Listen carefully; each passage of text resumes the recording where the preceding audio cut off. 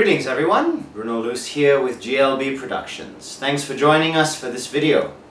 Today I'm going to show you the Takamine CT4B II preamp.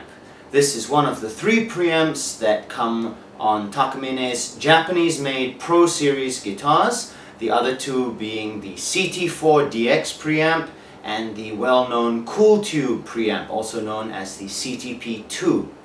The Takamine CT4B II is in many ways considered to be the entry level of the 3 preamps, but as I'll show you in this video, it is probably the easiest to use, has the simplest user interface, and some people would argue is the easiest to make sound good in difficult situations. So let's begin with a close-up and overview of the preamp itself. So here's a close-up of the CT4B II preamp, as you can see down there. The particular guitar that it's mounted in is my Glenn Frey signature EF360GF model, which is a wonderful guitar and which you'll get to hear in a little bit. First, some information about the actual physical setup of the preamp.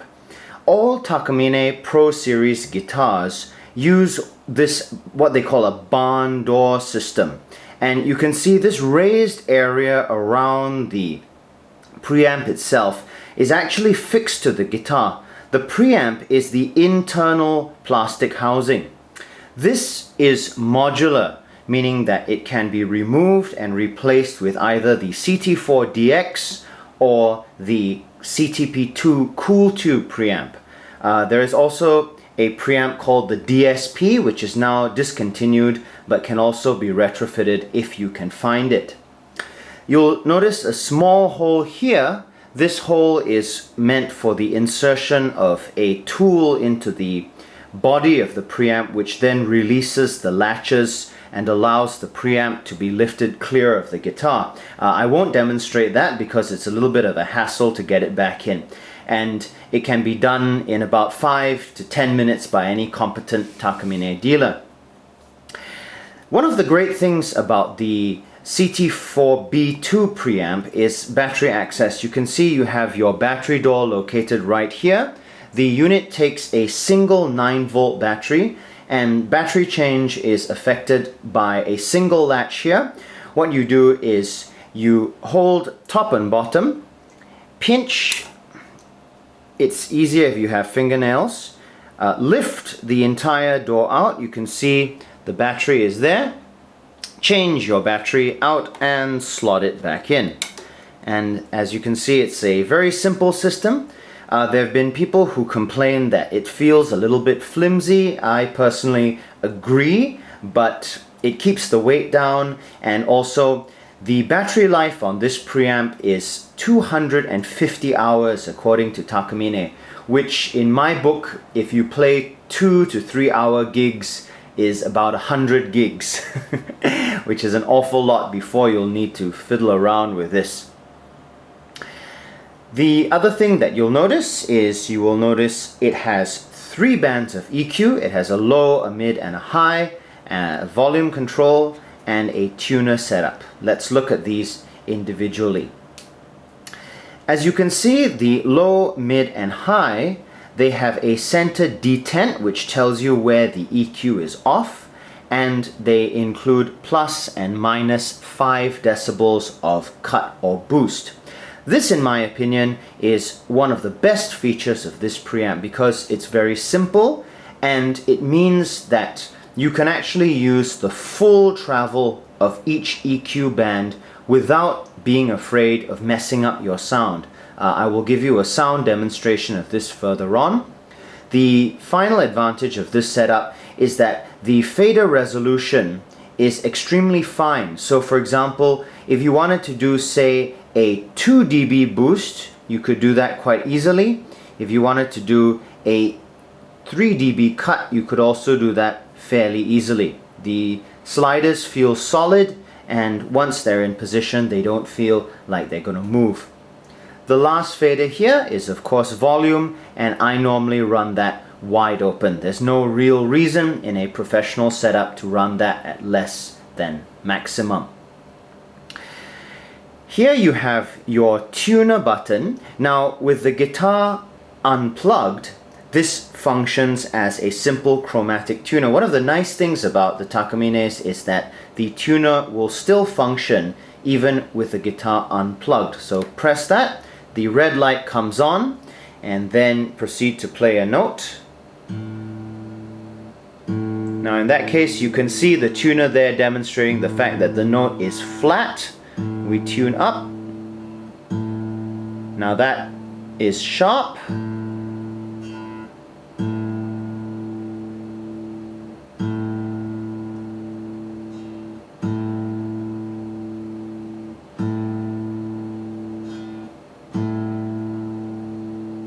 And that's in tune. Now, there we go.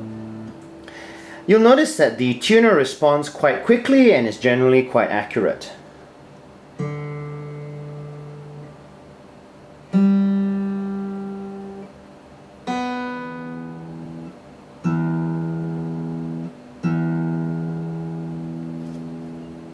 And now we have a nicely in tune guitar.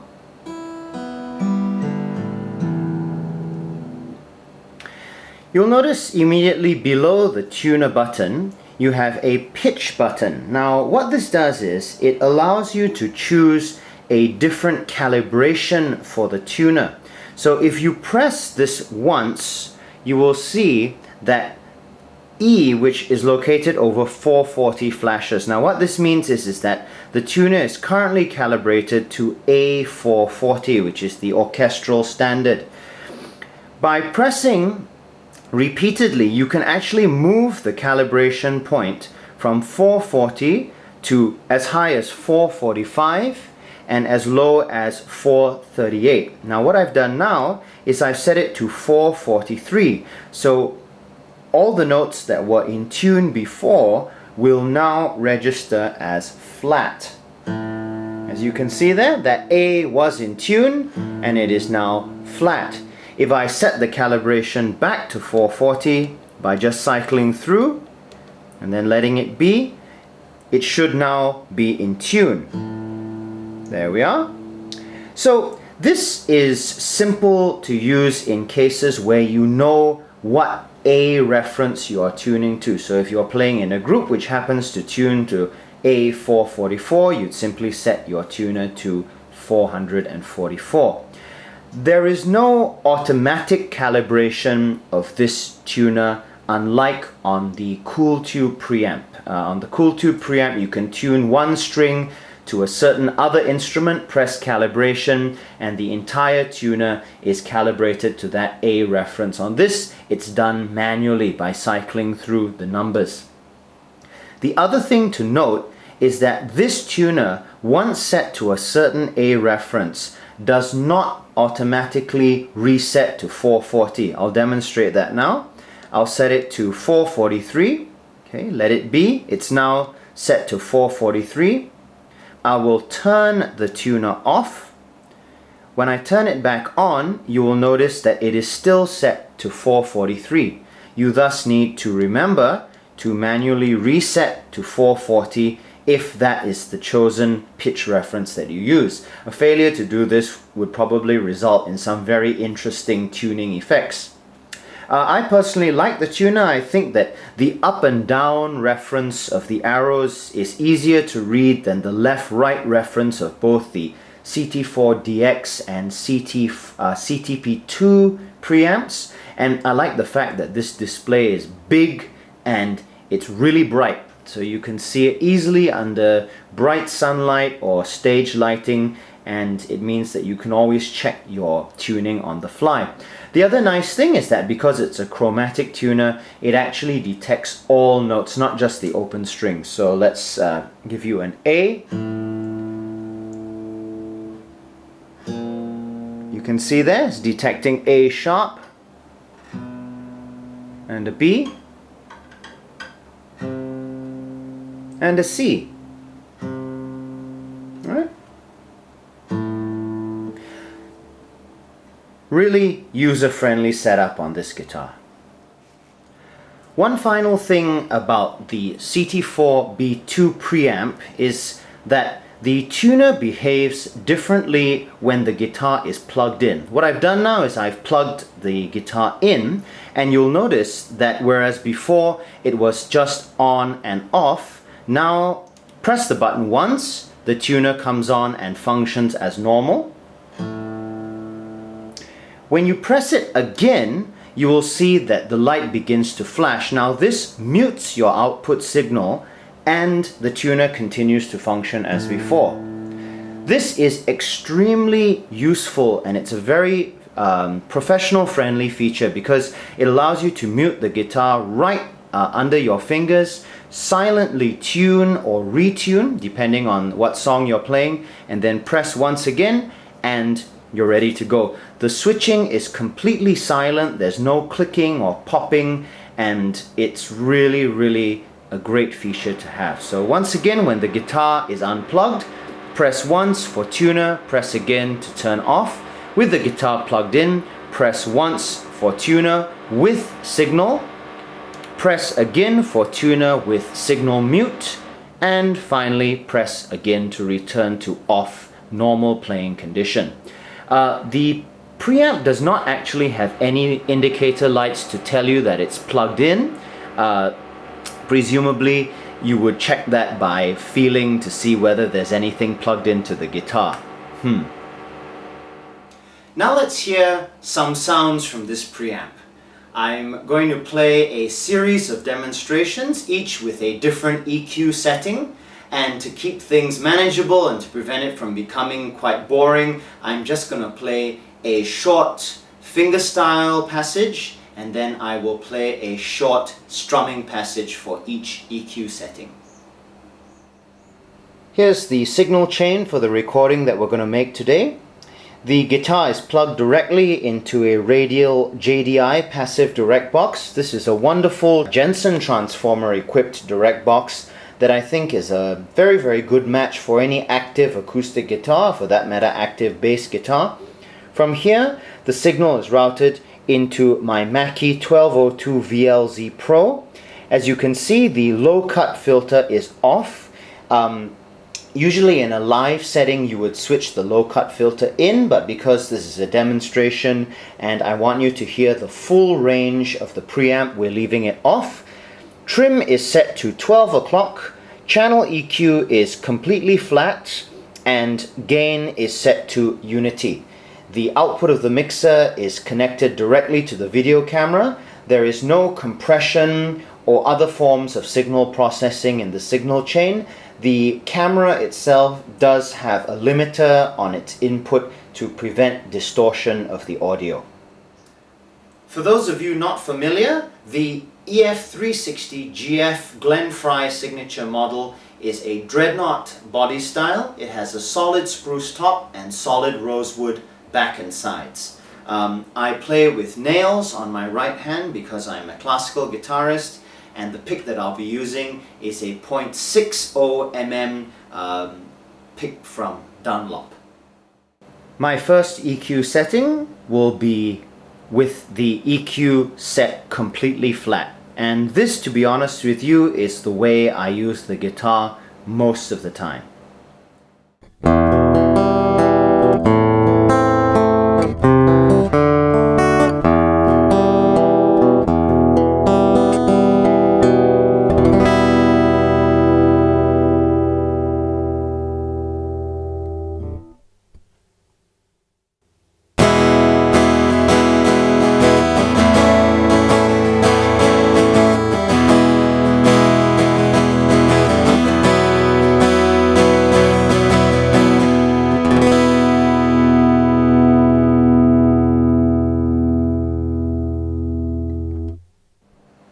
My second EQ setting will be with bass boosted all the way.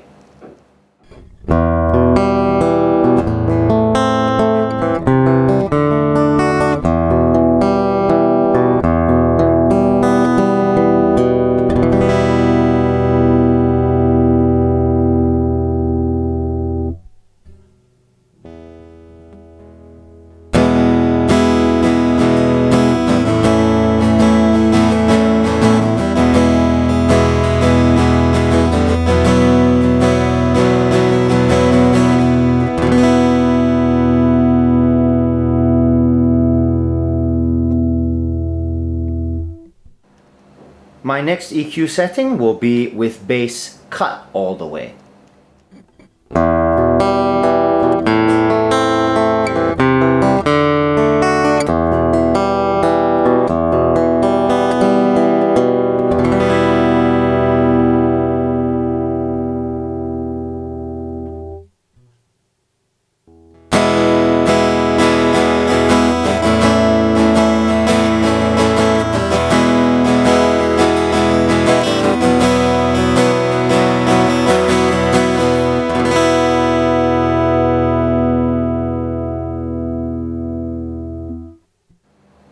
My next EQ setting will be with bass flat and mid-range boosted all the way.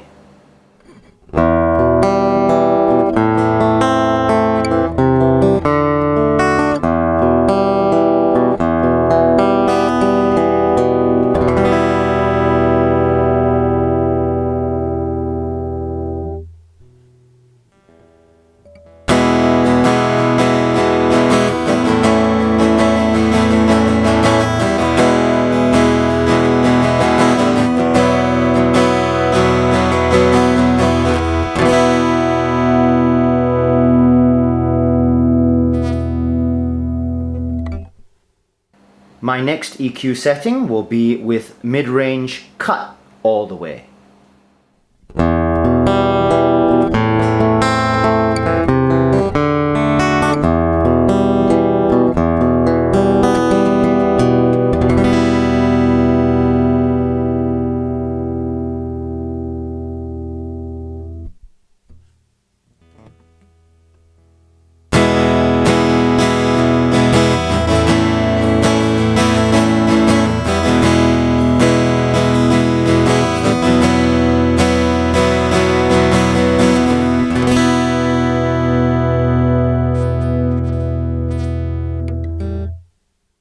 My next EQ setting will be with mid return to flat and treble boosted all the way.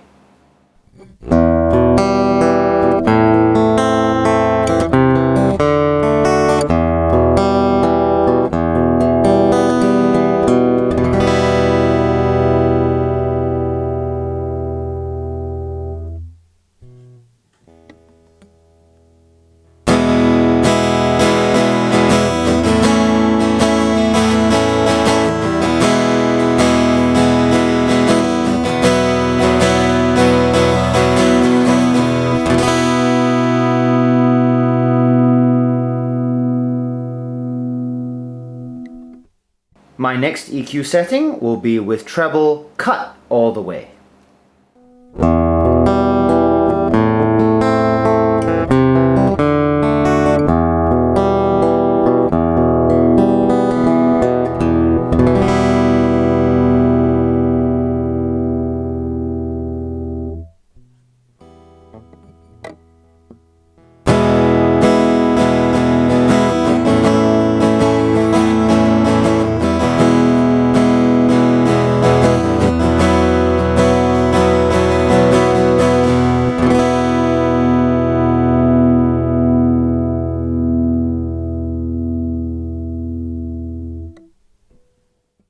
My next EQ setting will be what I call the Brad Davis setting.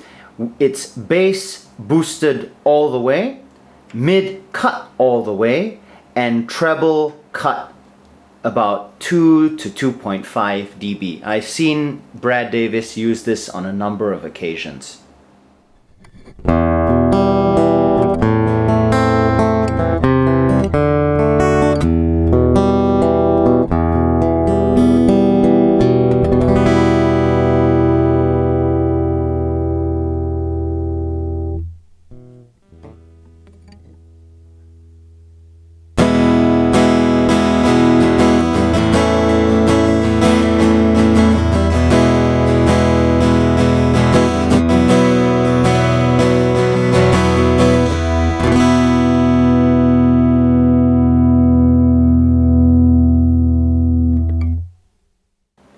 My final EQ setting will be one that I use myself when I'm playing either solo or in a small group, and that is low plus 2 dB, mid minus 2 dB, and high either flat or plus 2 dB.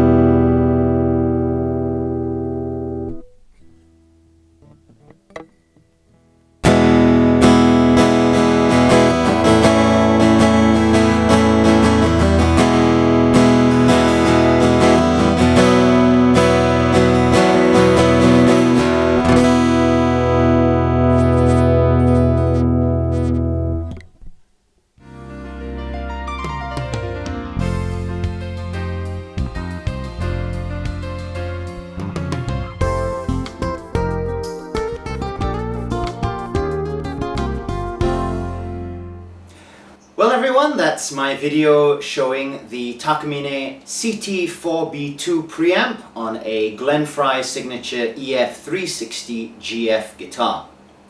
I hope you've enjoyed this video. If you have questions or comments, please let me know. Once again, I'd just like to reiterate the fact that although this is supposedly Takamine's entry-level professional preamp, I find that for many of the things that I do, it's the best of the three, simply because it's simple to use, and no matter how you adjust the EQ, it's very, very difficult to get a bad sound. This is Bruno Luce for GLB Productions. Thanks for watching. I'll see you again soon.